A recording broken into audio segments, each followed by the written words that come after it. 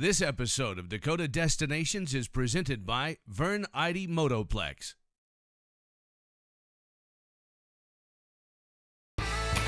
Got it. Yep. Nice one. Nice fish. That's beautiful.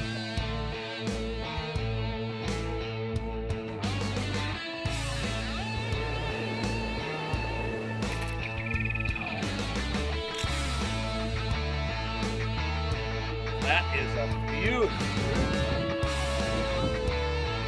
Look at that one. Wow. Welcome to Dakota Destinations. I'm your host, Dan Hammer. Did you know the Black Hills are home to South Dakota's greatest fossil treasure? Tonight, you'll get a first-hand look at the Mammoth site in Hot Springs. Also tonight, the region's only young angler fishing tournament. If you want to put a smile on a youngster, take him fishing and add an element of competition. Let's head to our first destinations, Hot Springs, South Dakota.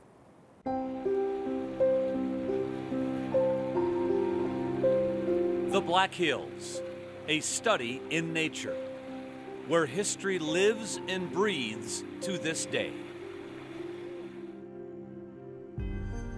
We do actively excavate and then store most of the bones we find in the bone bed. So they stay there and we take care of them.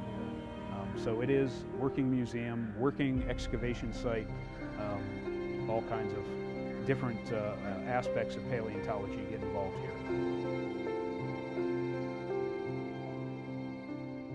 The Mammoth site in Hot Springs, South Dakota, one of the world's greatest paleontology treasures, the world's largest collection of Columbian mammoths. Where you see my diggers right now, they're basically from top to bottom within the bone layers. And we're just waiting for them to find something new. 26,000 years ago, this site was actively used by the Columbian mammoth, the largest of all mammoths. To give you an idea of the size of an animal, this scale, showing a mammoth if it were walking along an interstate highway. A sinkhole, which is the epicenter of the current mammoth site, had water temps up to 95 degrees. It was a popular wintering spot of the Columbian. But many mammoths died trying to scale the steep slopes of the sinkhole. We've all been in situations where we thought we couldn't get out. This really was one of those. It's basically an Ice Age death trap. Fortunately, it happened, and it's stored here for us so that we can see that it happened and record that things have happened. Unknown to man until 41 years ago was the scale of evidence left behind. Well, back in 1974, Dan, Phil Anderson was a local development contractor in the area. He was building several houses along some of the existing avenues in Hot Springs.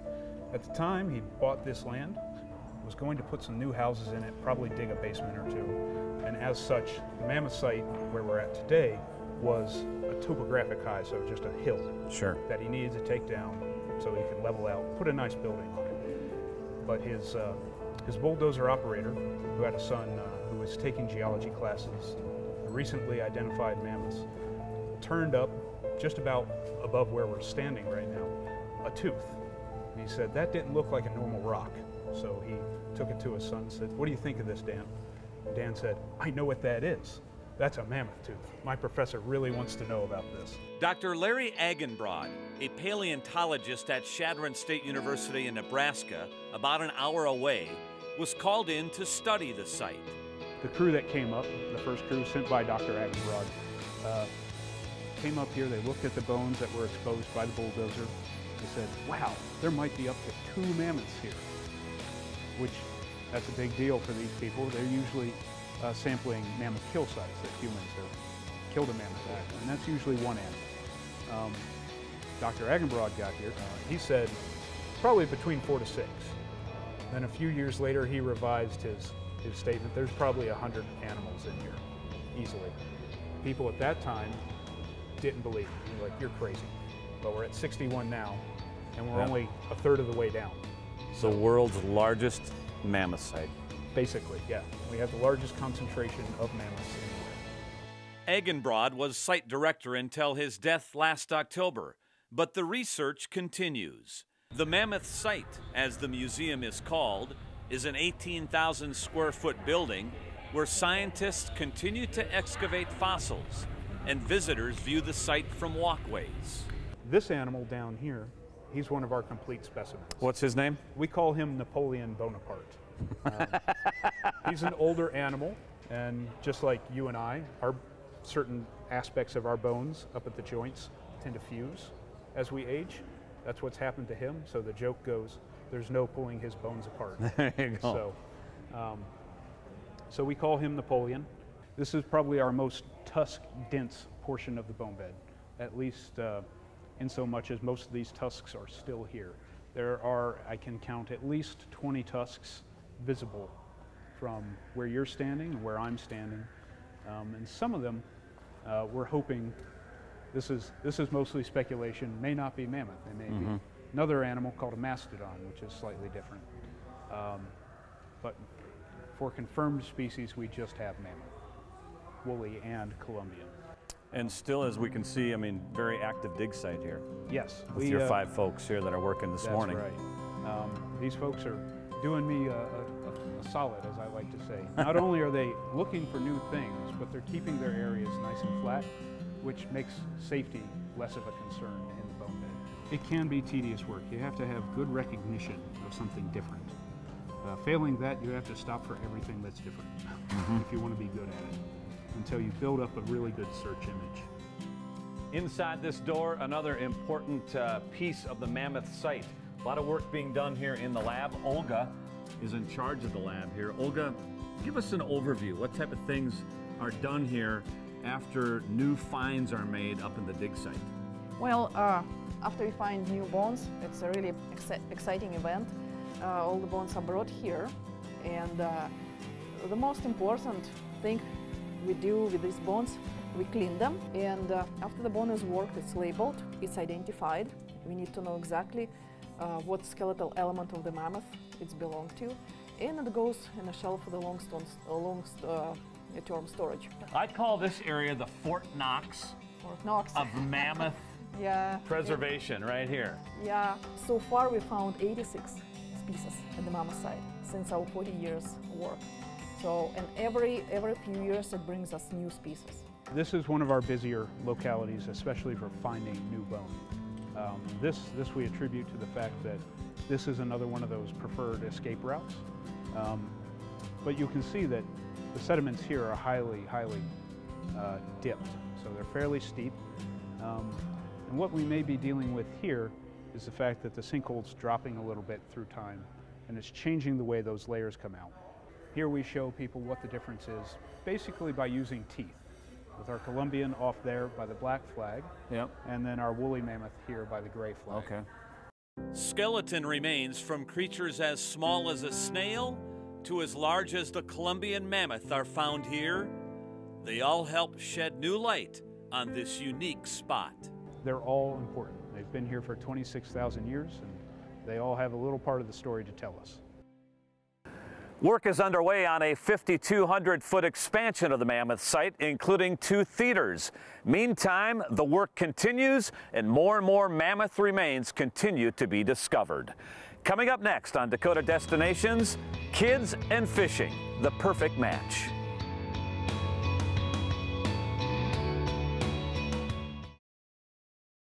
Dakota Destinations on Midco Sports Network is presented by Vern Eide Motoplex. Dakota Destinations on Midco Sports Network is presented by Vern Eide Motoplex. Welcome back. Each summer, a pair of local fishing groups pool their talents to give kids an unforgettable day on the water. Destination, North Dakota's only young angler fishing tournament.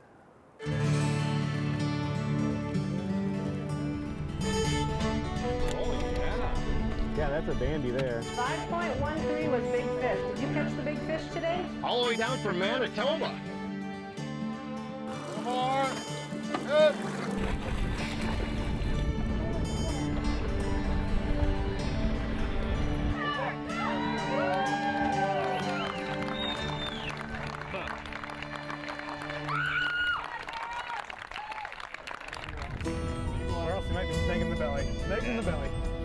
Fishing memories will be made this day on Devil's Lake. We're gonna catch a whole bunch of fish. We're gonna go out there, catch a bunch of fish, have a good time. We're here fishing the AYA 2014 on Devil's Lake Angler Young Angler Tournament. I have McCoy Gregoire and Griffin Gregoire with me. They are cousins from Moorhead, Minnesota, and we're gonna go out and try to catch some fish and see what we can do. Go ahead further. Okay. Thanks, buddy. Good luck. Good. Like many weekend mornings on this popular lake, the access is bustling with activity. Boats lined up, anglers anxious to hit the waters on one of the best walleye fisheries in the Midwest. 7, you're good.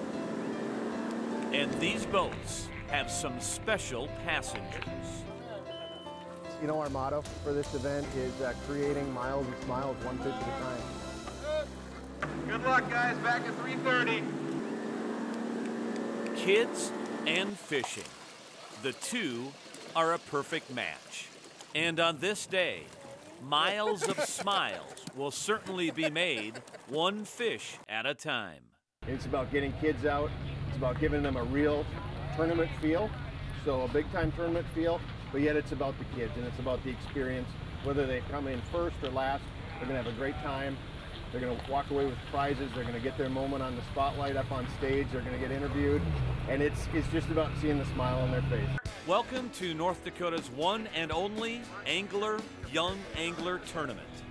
A chance for youngsters to fish in a competitive tournament atmosphere. Teams consist of 2 young anglers and 1 adult angler. A joint effort between the Lake Region Anglers Association of Devil's Lake and FM Walleyes Unlimited in Fargo-Moorhead. The main goal? Educate youngsters on fishing and feed their competitive spirit.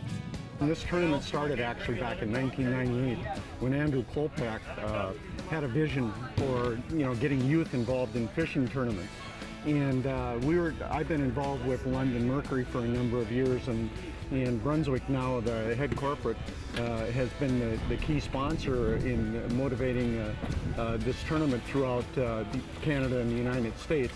But our goal here was to try to create an event that we could have families and groups to come together where we could allow them the opportunity to enjoy the outdoors, yet doing it in an environment that is competitive, so we could show them that aspect of the tournament field. We try to run this kind of like a professional tournament, but make it as enjoyable as possible, the fun aspects of it. Oh, keep that one. Is that one a kisser? Is it a kisser? Yeah. If you want. From the bottom? Right here, and squeeze the gills. Yep. Squeeze tight, that hand. Kiss it, maybe kiss it. Okay. Close your mouth. Did you do that again? Sir, I told you I don't have a good grip on it. Well, fishing is a family sport. It's a sport that everybody can participate in, and events like this get everybody out in the boat. It teaches the kids a little bit about competitive fishing and sportsmanship and all those kinds of good things. And it's great just to be able to spend time together. Cameron Van Overbeck. I'm from Marshall, Minnesota, and fishing in the AYA tournament. Trying to win it. Scott Van Overbeck and his 2 sons make the Devil's Lake Angler Young Angler event an annual affair. Yep, we started 6 years ago fishing this event. There was an event in Perm, Minnesota, and there was an event in Lake Poinsett, South Dakota. They make the trek from Marshall, Minnesota. Scott sees the event as a teaching tool and a way to get his sons, Brandon and Cameron, more involved in fishing. Got a fish going here, do you think? Probably. Yep, you bet. Apparently. It was a way to get the kids involved better in fishing and see the other side of it, not just going out and messing around, but seeing how it can be used, for a tool to teach everybody a little bit more stuff. There you go. Good job. Oh. Hopefully your camera's waterproof.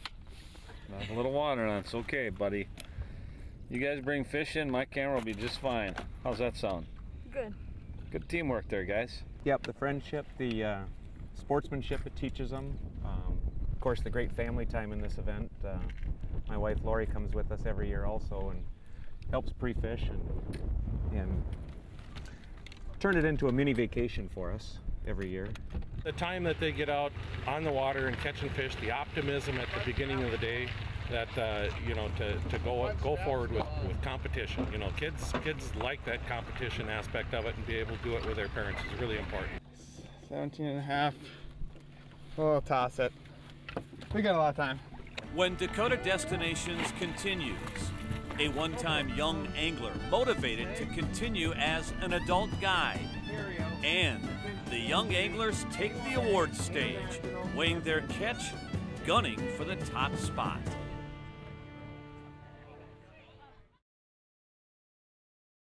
I'm Corey Heiser. And I'm Troy Morris. We're here with Artificial Eyes. We're all preparing for the open water season. One thing we recommend is changing your monofilament line on your spinning reels each year. The tried and true method of doing this is to simply lay that spool on a flat surface, apply tension, and reel. This method has been around for years, but it does create line twist.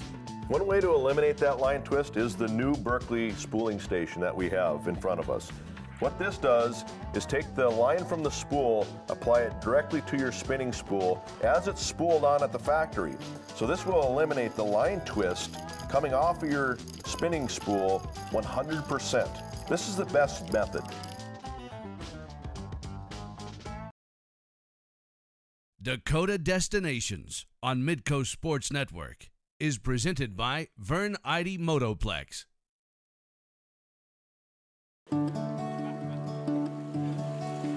The Dakota's only Young Angler fishing tournament is held each summer on Devil's Lake. It's a team effort with the Lake Region Anglers Association of Devil's Lake and FM Walleyes Unlimited taking the lead role. It pairs youngsters and adults in a tournament-style day on the water. And each team is consisting of one adult over 18 and 2 young anglers. So young angler tournament. And our two young anglers, that's the focus. It's about fun. It's about going out there and enjoying a day on the water with a relative, a friend, you know, a parent. And it's about the memories. It's about having a good time and enjoying it. We actually have families that, and grandparents that take kids out, that they rotate because they have so many grandchildren that they draw out of a hat, and then this is your year and the next year. And so it's just such a pleasure. 40 teams are on the water this day, and one guide has a special connection to the event. 3 feet deeper than what the depth finder says. Ryan Kalbrer fishes the walleye tournament circuit. His love for competitive style fishing began here at this event. Yeah, I think he got introduced as a young angler and fed off the competition. Actually, our first time out here, the first year, we didn't catch a single fish in the tournament, but I knew after that first year being here that I'd be back. Because, you know, it was my first tournament, and it was a fun time. You know, all the prizes and stuff, and the people here made it a great time. So every year we came back and got a little bit better. Just with the tournament format and everything, I mean, you learn so much as a kid how to fish. Now in his late teens, Kalbrer has outgrown his spot as a young angler, but chooses to return as a guide. So now I'm coming back to the AYA as an adult, taking kids out because I want to get them hooked on it as well. Oh, there's one. That's part of the goal behind it is to create that interest and that desire to be in the outdoors. When the young anglers arrive back to shore after their day of fishing, they are treated like big-time tournament fishermen. Valet service to the front of the stage, an official weigh-in, and a chance to share their secrets. But even some of the young at heart weren't about to share. How are you doing it? Just a little magic trick. A little magic trick. Are you going to share that magic trick with me? No. How many fish did you catch? 3. 3 fish. Cool. And how big was your fish that you caught? The biggest one? I don't know. I don't know. 18 inches? Perfect. And regardless of the catch, Everyone walks home a winner with a bucket full of prizes for future fishing trips. First place team takes this beautiful boat and motor and has a trip to Kenora, Ontario to fish in the AYA International Championship. And that is the winners of all the AYA events throughout the United States and Canada. Congratulations to Team Bundy, Anton, Brianna, and Brooke.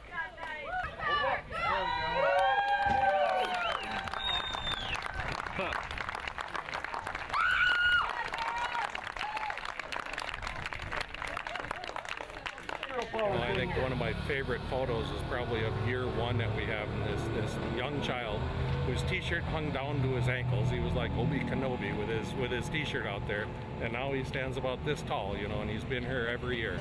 And I think about seeing that kid grow up through the years, and it's really rewarding to be able to see him come back and continue to enjoy this. And enjoy little Brooke Bundy did. Tightly gripping the first place trophy, she broke into a celebration dance. She calls it her walleye dance. The biggest reward out of the whole thing, I mean, the smiles on the kids' faces.